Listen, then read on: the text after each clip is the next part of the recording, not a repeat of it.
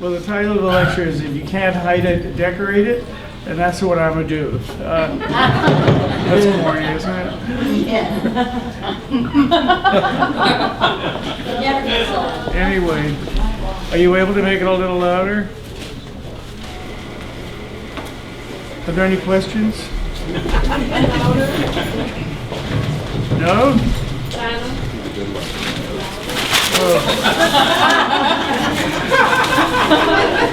I have a few things to say. Did you bring all of your How you notes? doing, Mama?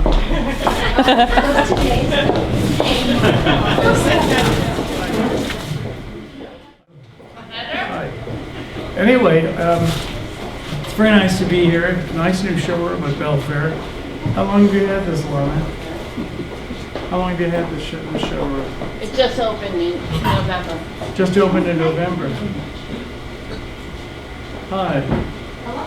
Hello. Very nice. You didn't miss anything yet. Anyway, I'm sorry that slide is so dusty. Is that dusty or not? Boy, it is. It's very dusty. Anyway, I come from I don't know where to start here. I'm so confused. Here you go. You can't hide it, decorate it. That's it. I'm wearing designer lenses, Ralph Lauren. I'm seeing ponies all over the room. These are incredible notes. In any case, when I was a little boy, my mother said to me, "Piccolo Mario, what do you want to be when you grow up to be? A big boy like a papa." And I would say, "Mama, I don't know." She said, "Maybe you like to be an actor because you like to be on the stage." And I said, maybe. And then she said, my brother said, "Maybe you should be a psychiatrist because you're so crazy." And then my father said, "You know, you should be a lawyer. You'll have a bigger mouth." And so when I get older, I combine all three things: actor, psychiatrist, and a lawyer, becoming theater decorator. So, how many decorators in the room tonight? Are you all decorators? Designers? Clients?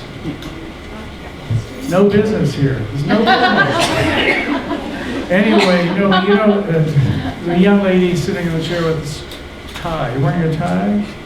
Oh, a scarf. Excuse me. I'm sorry. I thought it was a tie. But you know what I mean. You be an actor, right? You've got to meet the client. You have to you want to make sure you like them, you like their husband, you like their kids, you like the house, and you like their children. So that's the acting part. And then you want to be a psychiatrist because you have to figure out what they like, why they don't like it, and they don't like blue, or they don't like yellow, or they don't like whatever. Right, Deanna? Yeah, Deanna and Diane. Huh? Deanna and Diane from. Where are you from? The Vaughn Girls, yeah. Anyway, it's a great showroom. You all know Vaughn, I'm sure. Do you take your students to the D&D? We're going next week. Are you? Well, that's great. Anyway, so lawyer, because you have to collect your money. So that's it. Actor, lawyer, psychiatrist. I come from a long line of Italians. In fact, one of my ancestors was at the Last Supper. But he wasn't sitting at the main table. He was sitting at table 15, and they got to take on the flower arrangement. We still have the dried petals of the book. And then I have another uncle who painted, worked for Michelangelo. He painted the Sistine Chapel. And he did that, he was afraid of heights, so he painted the baseboards. And then I have another uncle, if I can read this. Oh, Sicilian. I'm Sicilian, background, and I come from a long line of Italian Indians, the Sioux Sicilians. These are some jokes, right?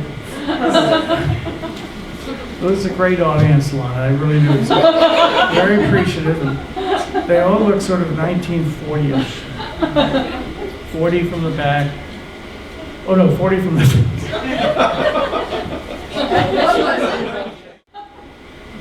I had an Auntie Mame, an aunt who was like an Auntie Mame, and her house was English with all kinds of English decoration, chintzes in the summer, winter chintzes. She had Peckle white furniture, Chippendale. And she had Drunken Fife. Do you teach your students all these things? Yeah. You're taking notes? Is anybody taking notes at all? Tell us about your soup. Pardon me? Tell us about your soup. That soup, well, that was a soup that my assistant made for me. That's 85 or 6. I came out with a line of chintzes that year. And so this magazine did a story, and he made the suit. He based it on one of my suits, and I had to get up at 5 o'clock in the morning. I looked like I haven't had any sleep, and I hadn't. And they did a story on my career, which was very nice. Anyway, I'll tell you about my family. My Aunt Mary, she was very responsible for me learning about what decorating was all about, pretty much. And she used to decorate according to what the magazines. Years ago, the magazines, every season would come out with a new design theory. They'd say, this year it's Italian, next year it's French, the next year it was Chinese. Do you remember those days? You're too young now. Only older than I am. And I'm pretty old. Are you happy over there? Good. You're in your own little world, aren't you? You look very pretty. And so she was always decorating. Her house really looked more like a decorated show house when I think back at it, because every room was a different style. She had Italian, she had French, she had Chinese. The last thing she did before she left us was Chinese. Everything in the living room was changed. The English furniture was out the door. I collected as much as I could, and she became sort of Addie Mae, shoji screens, and it was unbelievable. But she was a lot of fun, and she was great gardening. She was a great cook. And my mother, on the other hand, was very 1930s. They married, Art Deco, and I hated her house. Her living room I used to call a dead room, because you couldn't walk into it. Because you get footprints on the carpet, you get fanny prints on the chairs, fingerprints on the glass tables. Everything was a no-no. And I'd say, Mom, well, how do you expect guests to feel when they come here? We never had anybody. She always said people could be coming, I might expect someone, but nobody ever came by. She was like Harriet Craig. I mean, she'd always be checking for dust, And it was an amazing life. And she even vacuumed herself into bed. I mean, that was the most amazing thing. You'd hear the vacuum going late at night, and I'd say, what's going on? There's somebody drilling. We wanted to check to see if there were any footprints when she woke up in the morning. This is my favorite room. I opened a book, House and Garden English Book of Decoration, in 1962. And I opened to this page of this room, which is Nancy Lancaster's famous Buddy Yellow room. And I loved it. And at the time I was working for Elizabeth Draper, and Keith Irvine's offered me a job, and I didn't have any idea about what it was all about, but I went into his office. He had a pale yellow room, and I just really flipped out. I thought, boy, this is amazing. And he had a little chintz sofa that I fell in love with. It's a Legio for fabric, floral bouquet. I've lived with it in 7 apartments, and that's all the way back to '62, and I still have it, and I look at it every day. Belfair you didn't make those pictures. They were remade about 6 times. And the last time they were made by Staten Island, where I'm from, curtain maker. He's not in business anymore. And then I met Al at Belfair, and then... Or shame. Pardon me? Or shame on you. Shame on me for what? No, I mean, then I met Al. Yeah. Al was the owner of a company called Belfair, and then Anthony Lawrence bought it when Al retired. Now it's Anthony Lawrence Belfair. Lana. You're in it too? I'm sorry, I have back problems, so that's why I'm moving. Now I've lost my track of notes here. Anyway, so that's the room that I really loved. I still love it, and I finally got to see it in 1964 when I went to England, and I met Mrs. Lancaster, and it was amazing, absolutely amazing, because all of the things in this apartment tell a story, and they've all been in different houses that she owned over her lifetime, and she always had wonderful taste and a wonderful way of living. She was American from Virginia, and she married an Englishman, and this is just a culmination of all the things she's had at her houses, the greatest things. I don't have any other photographs of that apartment, but you should all look it up in an English decorating book. John Fowler and Nancy Lancaster published, well, you can buy it in the States. This is my version of the room in 1968 at a brownstone. And the walls aren't quite so yellow, they're more the color of a dull pineapple slice. And people would come in, prospective clients, and they'd say, "Are these all family possessions?" And I'd say, "Yes, they are, but not from my family."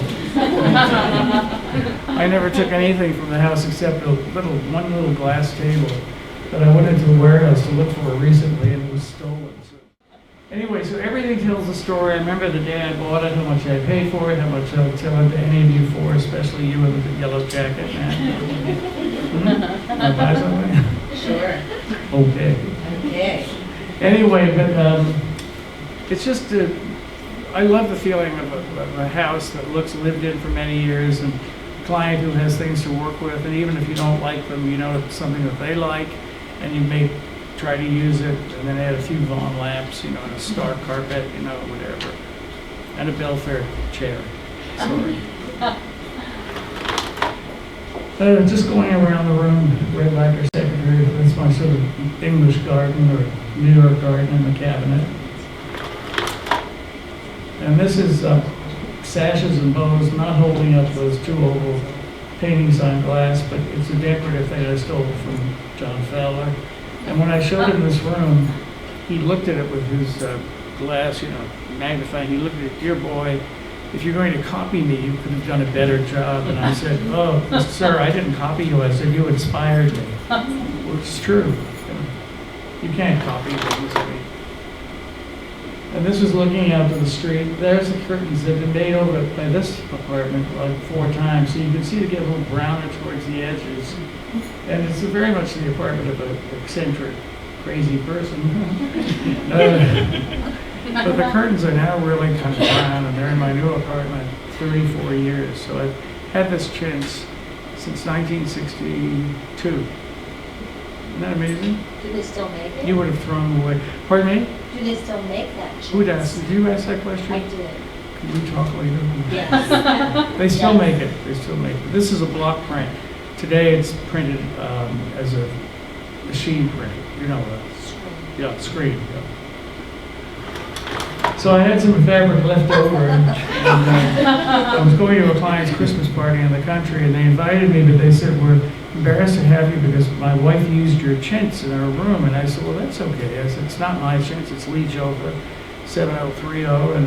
And so I went out with a pair of trousers made of the same fabric and sat in the chair in a room decorated by the country decorator.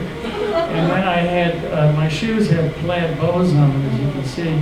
And those were borrowed from the night before his dinner. And my hostess from the night before was at this party, and she said, when she walked, "There are my other napkin rings." And I said, "Oh my God, I was like a thief, And I said, "Oh, I'll come back to you, don't worry, Anyway, my client gave me took a photograph and gave it to me in a plastic frame for New Year's Eve day, which was nice of him. This is my present apartment, which is looking more like, I don't know what it looks like, but it's mainly my collection of blue and white painted floors, which I copied. We never copy anything, which I improvised from a Russian marble floor that I saw at a Russian whatever. The chandelier came out of Mrs. Lancaster's house in England, Hazley Court in the country. And the table is just octagonal, skirted to accentuate the sort of semi-octagonal shape of that hall. This is the sitting room where I see clients, and there's portraits of my family on the wall.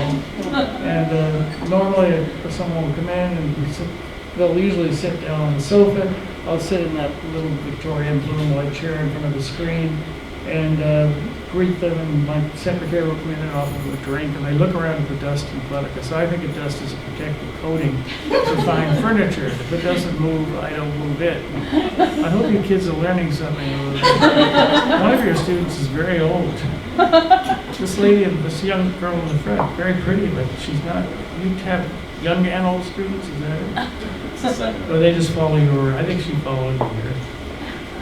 Anyway, and then when I leave them, and I go inside, tiptoe, I go behind the screen where my office is, and then I tiptoe back to hear their first reactions. And it's usually the husband says, "Husband is, what did you bring me here for? This man is into melancholia, this looks like my grandmother's house. I don't want to live like this, you know. Anyway, so these people look at my scrapbook, and I go back inside, and I go back again, and the husband's disappeared. And the wife says, "Oh, my husband just loved your work.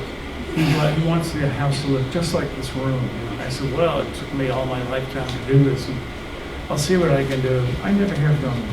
I don't know what it is. Whether do you go to the house, young lady with the scarf? Yes, I think I know. Pardon me? No, do you go to the client's house, or do they have come to your office or apartment, or? I'd rather them come to me. Excuse me? I'd rather them come to me. Why is that? And I don't have to travel. You don't have to what? Travel. Oh, I see. Lazy. What's that?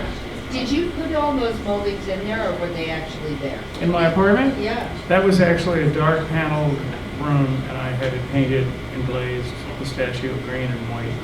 But They were the there. This house was built arches in there? 1929. Yes, it's Yeah. so fabulous. Thank you. And I love it. It's for sale if you're interested. We can make a deal. This is the opposite wall of the fireplace. More of my relatives, and there my Aunt Matilda and Uncle Al. That painting tells the story of the Boxer Rebellion, which was a treaty between Japan, England, and China. No, China, England, and France, because China was exporting all of their, you know, porcelain China, and they were filling them with opium, not Yves Saint Laurent either, another kind. So England and France went to battle, and the treaty is on the floor. France is the little doggy, the little, what do they call that? Dog. And the other one is the English bulldog. And these are a few show houses. These curtains were made by Belfair. Do you remember? Yes, I remember, quite I used them frankly. in 2 different show houses. You know. And Yes, I made them. still have a beautiful job. This room had green velvet walls and Bessarabian carpet, English mirror, and dog paintings, and blue and white china to sort of cool it off. There's a Kips Bay show house. This is another show house for Architectural Digest at the Time Warner building. And that was all Stark. Pardon me? That was also done by Belfast. Yo, you did that. Yes. This is a bedroom I did for, I think, Al Rothberg, who used to own Belfair. This was 1984. I don't even It's remember. also in the Colfax and Pardon me? Palaver. It's also in the Colfax and Palaver. It's in that book. Yes. But when George Oak came to see it, he looked and he said, "My God," he said, "you've got one of everything going on in this room." Because it's a show house, and show houses have to be overdone. And this is a room I did, Belfair made the draperies for Barbara Walters. It was another show house with just three. I mean, I'm known for using chintz, but I don't always do chintz. I do other fabrics too. And I usually try to do like 3 chairs in a room, so it's balanced. It's always important to balance your fabrics if you're an unbalanced person like me. But most of my work tends to be more English inspired. This bed was made by Belfair, and BL before Lana. No. With Lana. What did I say? I said Lana. I said Yeah, BL before before Lana. Lana. No, you were there at this time. I think. Yes. This is no name mentioned. The carpet is my design for Stark, and the fabric is a discontinued beautiful pattern from Brunswick. And the great thing about Brunswick, a lot of you don't know, or maybe do know, is that if you have an old pattern that you liked, they will print it for you. I think they have a 50 or 75 year minimum. And it's really great because they dropped so many fabrics over the years. And now there's a new owner, Kravitz owns it, and they're doing a great job. And this is their house in California, which is a 98-room chateau that I did by myself, no assistance. How many assistants do you have? Maybe 4? Okay. I do without any. That's why I'm so behind. Well, we're so hard to work for. I remember this Yeah, young girl came to me and said, I would do anything to work for Mario. I said, call him up. She said, I did. He doesn't have any openings. Wait 2 weeks. What was last name? This was What did you a say? young girl that, Who? a young girl who admired you. This was about 10 No, but her years father ago. didn't want to pay me. I mean, you know, I always ask these kids, how much does your father want to pay me a week to take you on? We need interns, Mario. This house was saved by the Wreckers Ball. My client bought it for his wife as an anniversary present. This last group of slides is Blair House, the White House guest house, the president's guest house, which I did with Mark Hampton, and I'm only showing you my rooms because he never showed his rooms, so no, he does. In fact, I'm going to a talk his wife is giving. My brain is gone. Dwayne is giving a Dwayne. talk tomorrow at the Colony Club. She did that wonderful book on his work, which is really great. But there were 102 rooms in this house, so you couldn't show many of them. But I always showed Mark's rooms, but this time I didn't because Belver made these curtains, and I didn't want to give him any more credit. Anyway, the Chinese paper was put in by Macmillan in 1961 when Mrs. Kennedy had Blair House done up as a guest house. Until then, guests of the president would have to stay at hotels or their embassies or wherever. And now they're able to stay across the street at Blair House, which is 4 buildings. And Belfair made that. Barbara Brown? Yeah, made that, made the curtains. This is the so-called Truman study. It's the room where President Truman was nearly killed by an assassin's bullet, which came right through the window, nearly got him. They didn't, luckily. Now the windows are all bulletproof. Now the dining room, which is paneling from a house in Far Hills, the Frelinghuysen house, one of their houses. Room's still intact? Yes, everything's intact. In fact, they've been redoing things, you know, things that are worn out or whatever. It's like a hotel. I mean, they have people there all the time. But the chair seats were done in 1961 by all the cabinet members' wives during the Kennedy administration. This is the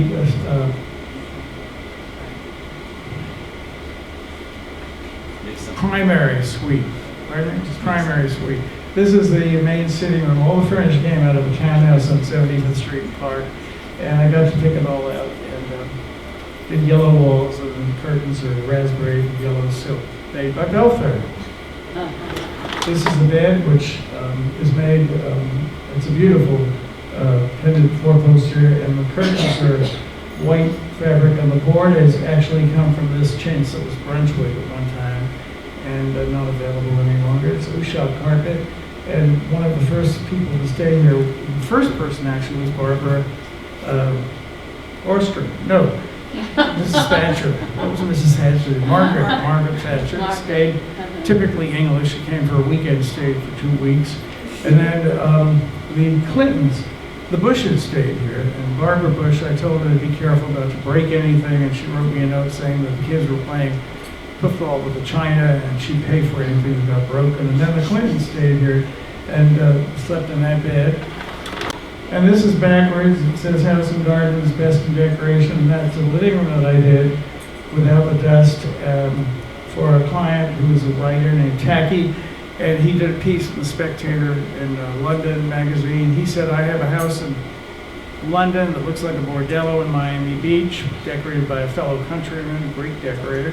Then he said, I have a house in New York decorated by an Italian from Staten Island who had garlic breasts. And he put flowers and Alpo, bowls of water, and imported 25 dogs for the first weekend to give the house that sort of English look, you know.